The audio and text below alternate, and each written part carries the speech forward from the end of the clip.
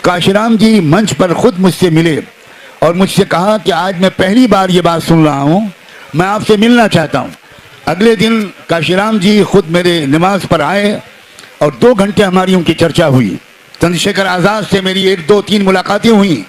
ये मुझसे मिलने के लिए मोहब्बत में खुद मेरे पास बम्बई आए। बहुत देर तक चर्चा हुई। मैंने महसूस किया कि इनके सीने में आग है। मैंने महसूस किया कि इनके सीने में भारत की समाजी व्यवस्था को बदलने का जज्बा है। इस्लाम जुल्म के खिलाफ लड़ाई लड़ने का नाम है। इस्लाम मजलूम की मदद करने का नाम है। इस्लाम जालिम का हाथ पकड़ने का नाम है, और पकड़ने से काम न चले तो जालिम का हाथ तोड़ देने का नाम है। मुसलमानों, मैं तुमसे कहता हूं कि पूरे इस्लाम को अगर तुमने समझा होता, अगर तुमने पूरे इस्लाम पर अमल किया होता, तो इस देश में इन करोड़ों के साथ ये ज्यादती नहीं हो रही होती। मैं चंद्रशेखर तुमको यकीन दिलाना चाहता हूं, अगर तुमने इस काफिले को इसी तरह लेकर चलते रहे, अगर तुम्हारी नीयत बिल्कुल साफ रही, तो मैं तुमसे कहना चाहता हूं, भारत के 25 करोड़ में से 15-16 करोड़ मुसलमान तुम्हारे हाथ कंधे से कंधा मिलाकर इस संघर्ष में अपनी जान माल कुर्बान कर देंगे। मुसलमानों के खिलाफ इस मनुवादी मानसिकता के जालिम लोगों ने तुमको इस्तेमाल किया है। बताओ ये बात सच है कि नहीं? कि अगर वाकई ये काफिला ठीक से चला और पूरे देश में हम साथ साथ फिरे तो 10 साल भी नहीं लगेंगे, इस देश को पहचानना मुश्किल हो जाए। जब देश का विभाजन हुआ था, जब पाकिस्तान बना था, तो पाकिस्तान के लोगों ने, पाकिस्तान की सरकार ने मेरे पिताजी को पाकिस्तान बुलाने की बहुत कोशिश की। नेहरू जी खुद लखनऊ आए। Can you believe it? सोचो, नेहरू जी खुद लखनऊ आए दिल्ली से, मेरे पिताजी से मिले। आपके मशवरे के बगैर मैं कोई नीति नहीं बनाऊंगा। मैं आपके सामने ये बात कह रहा हूं। नहीं, मैं साहब मैंने कहा है, कंफर्म करने की बात नहीं, मेरी जबान है। आपने सुन लिया, आपने सुन लिया। ये कोई वक्ती साथ नहीं है। मैं एक सभा में भाषण देने के लिए नहीं आया हूं, मैं इस संघर्ष में साथ देने के लिए आया हूं। मरते दम तक साथ दूंगा।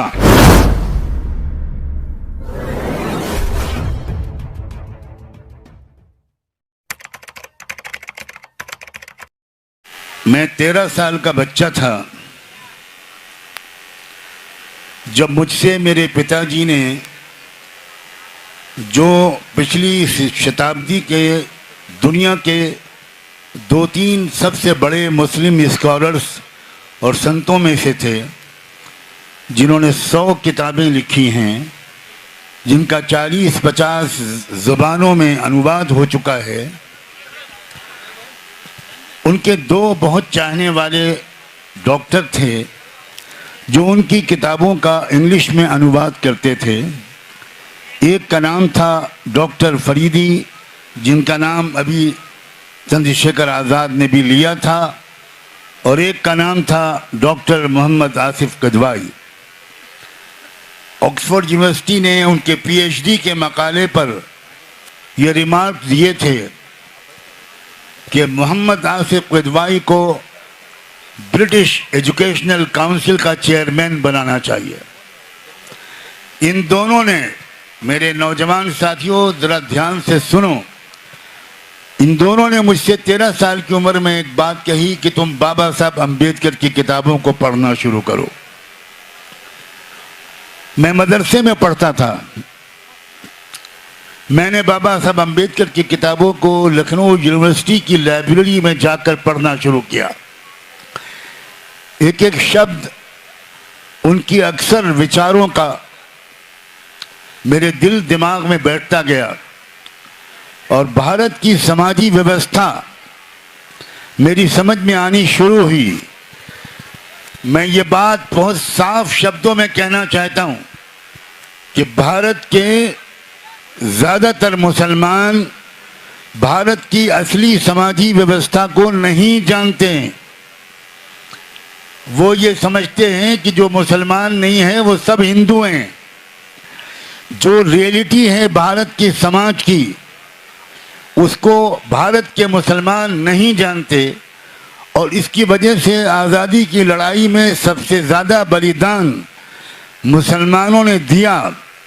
लेकिन उसके बाद भारत में मुसलमानों के साथ जो कुछ होता रहा, उसका मुकाबला भारत के मुसलमानों ने सही नीति के साथ किया हो, ये कहने के लिए मैं तैयार नहीं हूँ। अपने अध्ययन की रोशनी में, अपनी स्टडी और रिसर्च की रोशनी में। ये बात मुझे बाबा साहब अम्बेडकर की किताबों से पढ़ने को मिली और एक अंग्रेज राइटर की एक किताब से पढ़ने को मिली कि भारत में 2000 कौमें बसती हैं। और उसके बाद जब एक वक्त आया 1990 के आसपास कि मैं बामसेफ के एक सम्मेलन में लखनऊ में गया और मैंने उस सम्मेलन को संबोधित किया, जहां जनाब काशीराम जी भी मौजूद थे। तो काशीराम जी ने मेरे भाषण को सुना और उनको बहुत खुशी भी हुई और आश्चर्य भी हुआ, क्योंकि वो पहली मर्तबा किसी मुसलमान को ऐसी जानकारी वाला बात करते हुए पा रहे थे। काशीराम जी मंच पर खुद मुझसे मिले और मुझसे कहा कि आज मैं पहली बार ये बात सुन रहा हूँ, मैं आपसे मिलना चाहता हूँ। अगले दिन काशीराम जी खुद मेरे निवास पर आए और 2 घंटे हमारी उनकी चर्चा हुई और उसके बाद ये दिशा तय हुई कि भारत के मुसलमानों को भारत की समाजी व्यवस्था का बताना, भारत के अंदर शोषितों और मजलूमों को इकट्ठा करना, ये ज़िंदगी का मिशन मैं बनाऊंगा। आज तकरीबन 40 साल हो रहे हैं, मैं अपनी बिसात के मुताबिक पूरे भारत में घूम घूम कर बहुत कुछ मुसलमानों को भी बता रहा हूँ और अपने शोषित समाज के तमाम अंगों को बता रहा हूँ, ओबीसी समाज के लोगों को, दलित समाज के लोगों को, सिखों को, क्रिश्चियन भाइयों और बहनों को, ओबीसी सबको, लिंगायत लोगों को कि भाई सच्चाई समझो। मान्यवर काशीराम जी ने दूसरी मुलाकात में मुझसे कहा कि आपने पहली मुलाकात में ये कहा था कि भारत में 2000 कौमें रहती हैं, 2000 कौमें रहती हैं। उन्होंने कहा कि मैं आपकी जानकारी के लिए बताता हूँ, भारत में 6000 कौमें हैं।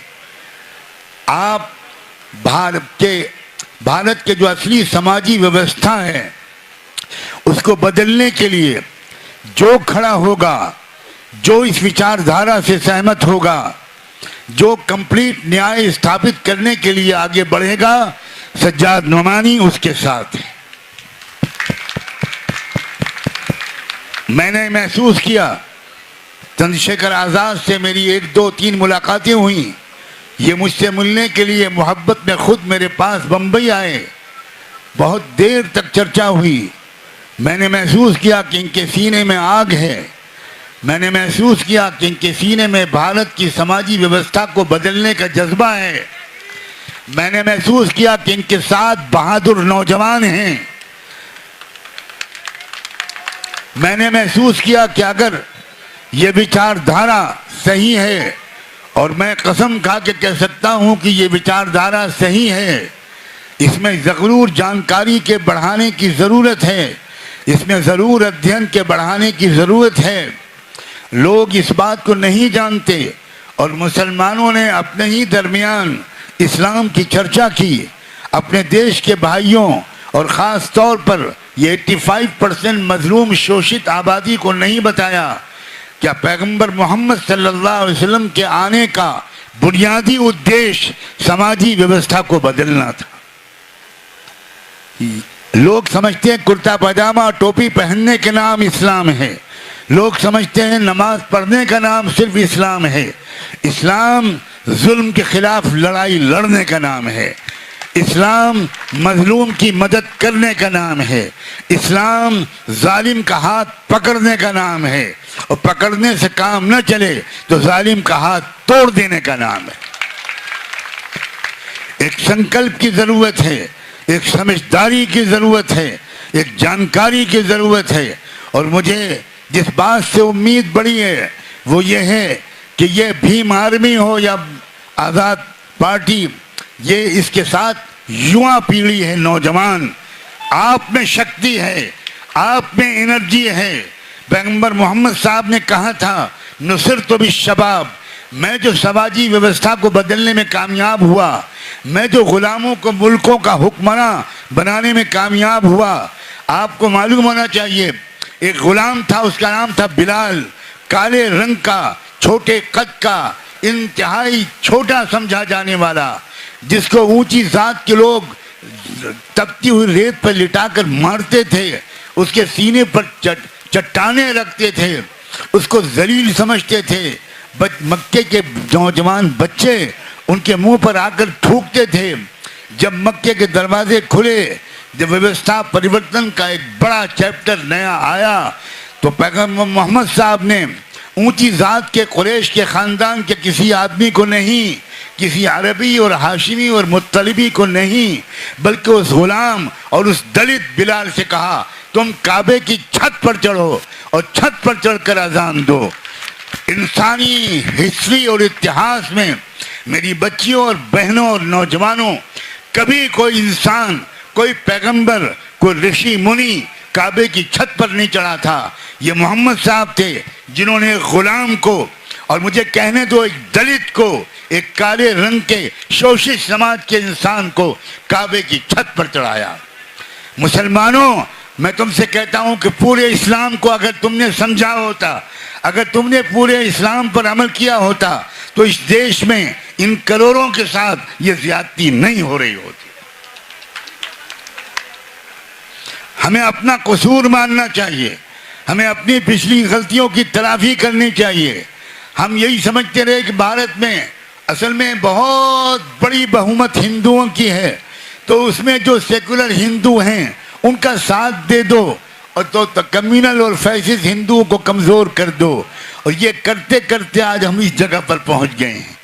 लेकिन मैं कहना चाहता हूं, मैं चंद्रशेखर तुमको यकीन दिलाना चाहता हूं, अगर तुमने इस काफिले को इसी तरह लेकर चलते रहे, अगर तुम्हारी नीयत बिल्कुल साफ रही, तो मैं तुमसे कहना चाहता हूं, भारत के 25 करोड़ में से 15-16 करोड़ मुसलमान तुम्हारे हाथ कंधे से कंधा मिलाकर इस संघर्ष में अपनी जान माल कुर्बान कर देंगे।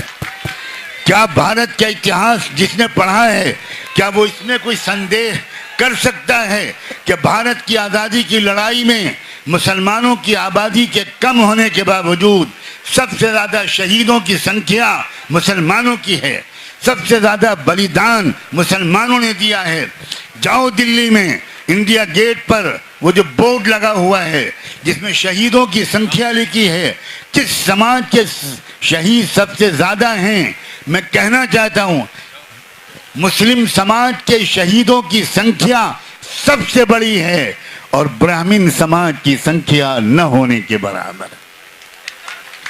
ये मनुवादी व्यवस्था, ये इस मनुवादी व्यवस्था ने, ऐ दलित नौजवानों, अगर मैं दलित शब्द यूज नहीं करता, मैं आमतौर पर शेड्यूल कास्ट बोलता हूँ जो संविधान का शब्द है, लेकिन मैं चूंकि आमतौर पर लोग दलित बोलते हैं इसलिए आज पसंद न करने के बावजूद कह रहा हूँ, मुसलमानों के खिलाफ इस मनुवादी मानसिकता के जालिम लोगों ने तुमको इस्तेमाल किया है। बताओ ये बात सच है कि नहीं? कभी आज तक किसी ब्राह्मण ने बाहर निकलकर किसी मुसलमान पर हाथ उठाया है? मुसलमान, वो ब्राह्मण तुमको भड़काता है, वो ब्राह्मण तुमको मिसगाइड करता है, वो तुम्हारे दिलों में इस्लाम और मुसलमानों से नफरत डालता है और तुम उसकी बात पर यकीन कर लेते हो। मैं उम्मीद करता हूँ कि भीम आर्मी की ये तहरीक, चंद्रशेखर जैसे बहादुर लीडर, उसका वजूद और तुम्हारा उसका साथ देना ये गलतफहमियों को दूर करेगा।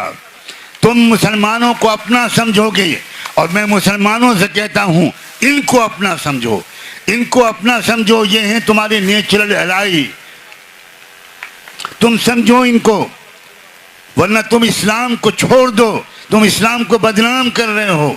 तुम आगे बढ़ो। मैं फिर कहता हूँ इस्लाम सिर्फ नमाज पढ़ने का नाम नहीं है। मुस्लिम लड़कियों से भी कहता हूँ, मुस्लिम नौजवानों से भी कहता हूँ, आप अपनी कॉलेज में, अपनी यूनिवर्सिटी में, अपने क्लासरूम में, अपने मोहल्ले में, अपने गांव में आप ढूंढ कर दलित लड़कों से दोस्ती करो, इनको, इनके साथ खान पान का रिश्ता बनाओ, घर जाओ, इनको अपने घर बुलाओ, अपने दिल की बात इनसे कहो।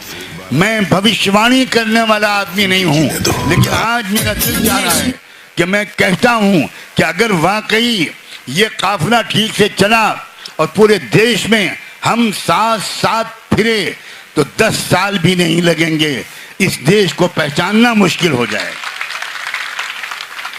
इस देश की जो मिट्टी है उसमें नफरत नहीं है, मोहब्बत है। इस देश की जो मिट्टी है, इस देश की जो अपनी नेचर है, इस देश का जो अपना एक फितरत है, एक मिजाज है, वो मोहब्बत का मिजाज है। अगर मोहब्बत का मिजाज ना होता तो अजमेर शरीफ में हजरत ख्वाजा के मज़ार पर जाने वाले आप ही के समाज के लोग मुसलमानों से ज़्यादा होते हैं। आप और हमारे बीच में, मुसलमानों और शोषित समाज के बीच में, मुसलमानों और सिखों के बीच में, मुसलमानों और ईसाइयों के बीच में, मुसलमानों और महात्मा गौतम बुद्धा के अनुयायियों के बीच में ये ब्राह्मण खड़ा हुआ है। इसने लड़ाई लड़वाई है। मैंने हिस्ट्री पढ़ी है, मैं 30 साल से हिस्ट्री को पढ़ रहा हूँ। ये ब्राह्मण है जिसने लड़ाई लड़वाई है और ये आज भी यही काम करता रहता है। समय आ गया है युग परिवर्तन का, समय आ गया है युग की तब्दीली का, और युग की तब्दीली न मुसलमान अकेला कर पाएगा, ना आप अकेले कर पाओगे, न सिद्धार्थ नुमानी अकेले कर पाएगा, न चंद्रशेखर आज़ाद अकेले कर पाएगा। जब तक हम लोग पूरे भरोसे के साथ, विचार विमर्श के साथ, आपस के मशवरों के साथ कदम से कदम मिलाते हुए नहीं चलेंगे, तब तक हम जलसे कर सकते हैं, तालियां बज सकती हैं, लेकिन देश की व्यवस्था में कोई ठोस परिवर्तन आए, ऐसा संभव मुझे तो कम से कम बिल्कुल नहीं लगता है। मुझे नहीं लगता कि आप इन बातों से सहमत हो कि नहीं हो। तालियां बजाओ, मुझे तालियों का शौक नहीं है, लेकिन मैं जानना चाहता हूं कि आप सहमत हो इन विचारों से कि नहीं। यह है विचारधारा जो मुझे यहाँ लाई है। मैं राजनीति का इंसान नहीं हूँ, मैं समाज का छोटा सा सेवक हूँ। मुझे भारत से प्यार है। मैंने अरब की यूनिवर्सिटी से PhD की, तो अरब की गवर्नमेंट ने मुझे वहीं पर जॉब दिलाई और पहले ही महीने से 7.5 लाख रुपए मेरी सैलरी रखी। मुझे वहाँ रोकने के लिए सरकार ने भी जोर डाला। मैंने पिताजी से पूछा, उस वक्त वो जिंदा थे, मैंने वहाँ से फ़ोन करके पिताजी से पूछा मैं क्या करूँ। कहा पहली फ्लाइट लेकर भारत में आ जाओ। उन्होंने कहा कि हमने संकल्प लिया है कि हम भारत को छोड़कर दुनिया में कहीं नहीं जाएंगे। जब देश का विभाजन हुआ था, जब पाकिस्तान बना था, तो पाकिस्तान के लोगों ने, पाकिस्तान की सरकार ने मेरे पिताजी को पाकिस्तान बुलाने की बहुत कोशिश की। यहाँ तक कि उस वक्त के पाकिस्तान के प्राइम मिनिस्टर लियाकत अली खान ने हमारे भारत के प्राइम मिनिस्टर श्री जवाहरलाल नेहरू से कहा, मौलाना नुमानी की हमको ज़रूरत है, हमको यहाँ का संविधान बनाना है जिसमें इस्लामिक चीज़ें भी हों और जो सेकुलर भी हो, जो डेमोक्रेटिक भी हो। मेरे पिताजी इस्लामिक लॉ के दुनिया के सबसे बड़े स्कॉलर थे। उन्होंने कहा नेहरू जी ने कि मैं बात करता हूँ। नेहरू जी खुद लखनऊ आए, कैन यू बिलीव इट। सोचो, नेहरू जी खुद लखनऊ आए दिल्ली से, मेरे पिताजी से मिले। मेरी उम्र उस वक्त शायद 7 साल की रही होगी। पिताजी से उन्होंने कहा कि प्राइम मिनिस्टर लियाकत अली बार बार जोर दे रहे हैं, हम तो नहीं चाहते कि आप भारत से जाएं, लेकिन वो कह रहे हैं तो मैं आपके पास खुद आया हूँ। आप अगर जाने को तैयार हों तो मैं पूरी व्यवस्था करने के लिए तैयार हूँ। आप और आपकी पूरी लाइब्रेरी, आप और आपका पूरा परिवार बड़े आराम से एक चार्टर्ड प्लेन में पाकिस्तान में भेज दूंगा। मेरे पिताजी ने उनसे कहा कि नेहरू जी, हम ये संकल्प ले चुके हैं और मैंने ये विल लिखी है कि मेरी औलाद में से कोई कभी भी किसी भी परेशानी, चाहे जितना जुल्म हो, चाहे जितनी ज्यादती हो, हम भारत को छोड़कर नहीं जाएंगे।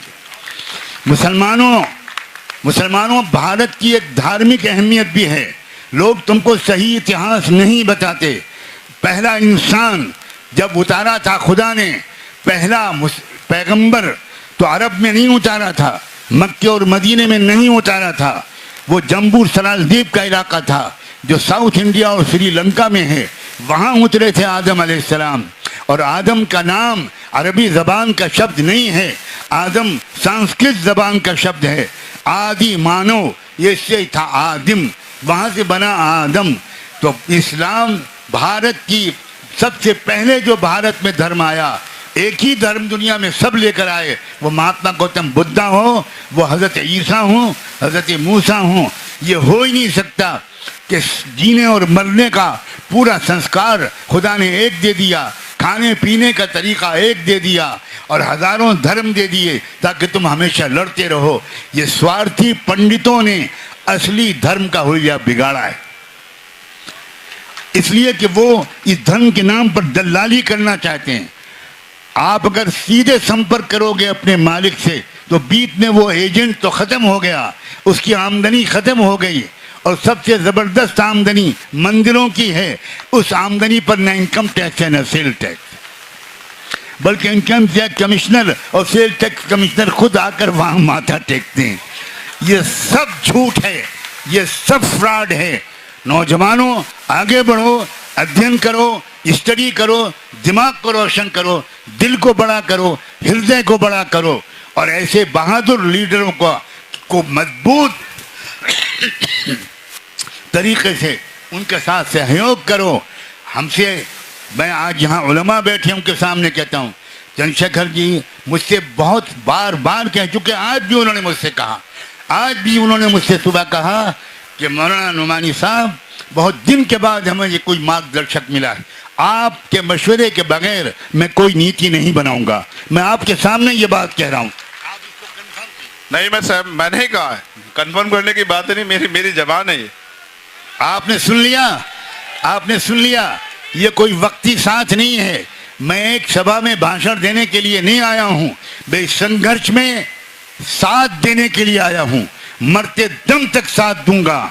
मुझे उम्मीद है कि आप भी अपनी जिंदगी के आखिरी सांस तक इस देश में असली न्याय को स्थापित करने के लिए अपनी जान, अपना माल, अपना समय और अपना जो कुछ भी आपका अपना एक्सपर्टीज है वो सब लगाएंगे। आखिर में मैं बहुत शुक्रिया अदा करता हूँ। मैं अपने परिवार के बीच में आया हूँ। मुझे वो खुशी हो रही है कि जो किसी इंसान को अपने परिवार के बीच में आने से होती है। मैं बहुत शुक्रिया अदा करता हूँ अपने बहुत अजीज दोस्त साथी चंद्रशेखर, जो मुस्तकबिल की उम्मीद बनकर भारत के सामने आ रहे हैं। मैं उनका शुक्रिया अदा करता हूँ। आप सब मीडिया के लोगों का भी शुक्रिया अदा करता हूँ, बहनों का, भाइयों का, नौजवानों का, बेटियों का, सारे लोगों का। और जिन लोगों ने इतनी ज़बरदस्त व्यवस्था की, जिन्होंने ऐसा अरेंजमेंट किया इस इतनी बड़ी सभा का, उन सब का दिल से मैं बहुत ही धन्यवाद करता हूँ। और एक और बात मैं ज़रूर कहूँगा, मैं अपने पुलिस के भाइयों और बहनों का भी दिल से शुक्रिया अदा करता हूँ, बहुत दिल से शुक्रिया। बहुत मुश्किल सर्विस है हमारे पुलिस डिपार्टमेंट की। घंटों खड़ा रहना पड़ता है, धूप हो, बारिश हो, वक्त पर खाना नहीं मिलता, वक्त पर चाय नहीं मिलती। देश के नागरिकों का और पुलिस के लोगों डिपार्टमेंट का जिस दिन संबंध अच्छा हो जाएगा उस दिन देश तरक्की करना शुरू करेगा। पुलिस विभाग के लोग दिन रात ड्यूटी करते हैं और ख़ास तौर पर महिला पुलिस की जो मेरी बेटियां हैं, उनको देखकर तो मुझे बहुत ही दुख होता है। वो घंटों घंटों ड्यूटी देते हैं। अगर टॉयलेट जाने की ज़रूरत होती है तो वो बेचारी जा नहीं पाती। मैं बहुत दिल से आभारी हूँ डिस्ट्रिक्ट एडमिनिस्ट्रेशन का, ज़िला प्रशासन का, यहाँ के पुलिस अफसरान और हमारे तमाम भाइयों का, बहनों का, बेटियों का, कि उन्होंने बहुत अच्छी व्यवस्था की, बहुत शांति के साथ, बहुत सुकून और इत्मीनान के साथ आपने इस जलसे को होने दिया। मैं दिल से आपका आभार व्यक्त करता हूँ। एक बार फिर मैं आप सब से ये वादा लेता हूँ कि इस संघर्ष में आखिर दम तक साथ चलोगे।